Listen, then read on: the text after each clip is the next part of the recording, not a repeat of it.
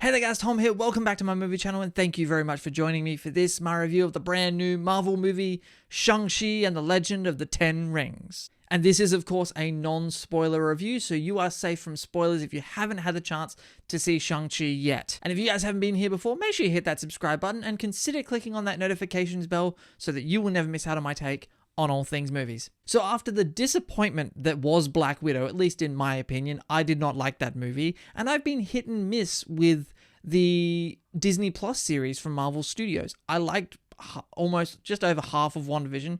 I quite enjoyed Falcon and Winter Soldier, and I wasn't too big on Loki. So Shang-Chi and the Legend of the Ten Rings had a lot to live up to this year because I haven't been totally in love with everything Marvel's put out this year, which is probably one of the first years in recent memory that that's happened. What did I think of Shang-Chi? I enjoyed this movie. I'm not super in love with it like a lot of people are. The majority of people actually really love this film and it's blown a lot of people's minds. And I quite enjoyed the movie. I think this movie's a very strong entry into the MCU. I think it's going to make Simu Liu a big star. Even though he already was one from Kim's Convenience. If you've seen Kim's Convenience, it's a great show. It's on Netflix and Simu Liu is in that show and he's fantastic in it.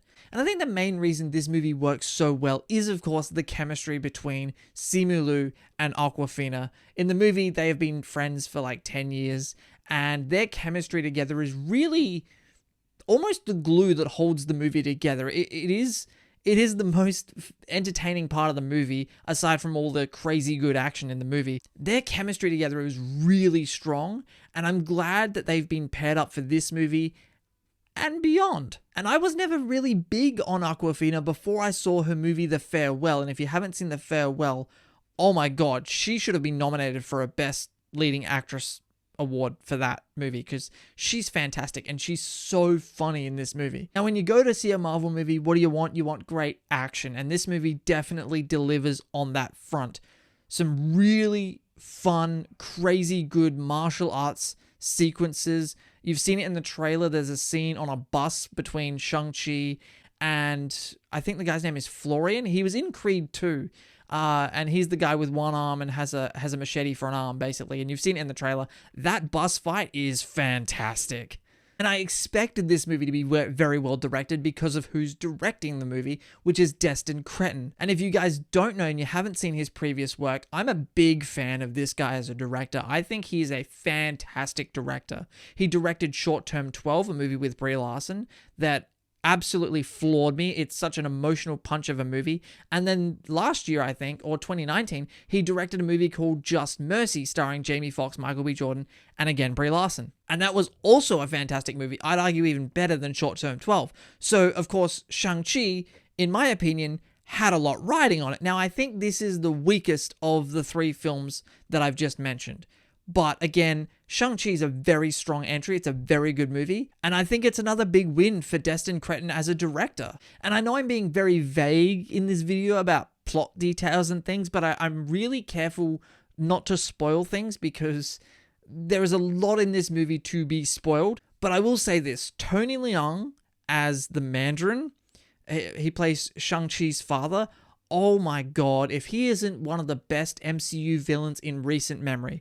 He was fantastic in this movie. His performance was so great, so emotionally powerful, but he's also just such a threatening presence as well. And him and Simu Liu and, well, I should say, Wenwu and Shang-Chi, their back and forth and their rivalry, if you will, was such an emotionally resonant thing for me. And it really was such a shining point of the film. I just wish they gave more of that.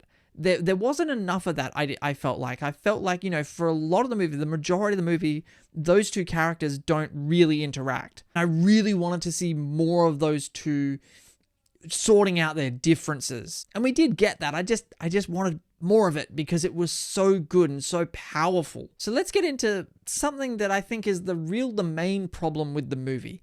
The main issue for me with the movie is its pacing. And when I say that the film's pacing was an issue, I don't mean that, well, people weren't punching each other in every scene, so it was boring. That's not what I'm talking about. The film jumps back and forth in time a little bit. And I felt like it really started to affect the cadence of the movie at a certain point, and especially towards the third act and during the third act. They even do it during the third act, the big climactic end to the movie. And it really let the pacing of that exciting third act sequence, it really let it down, in my opinion. I understand why all those scenes were there and they all had their place and they were all important to the overall story of the movie. So I don't really know how you fix that problem, but if I'm gonna be honest, the pacing was awkward to me and really did let the movie down a little bit. But overall, I enjoyed Shang-Chi. I thought it was a really good, fun, solid entry into the Marvel Cinematic Universe. Now, the post-credit scenes. Let me talk about the post-credit scenes, and I'm not going to spoil what happens in it. The first post-credit scene blew my fucking mind. Now, that might be a bit of an exaggeration, but there are certain people in the post-credit scene, the first one, that I was like, oh my god.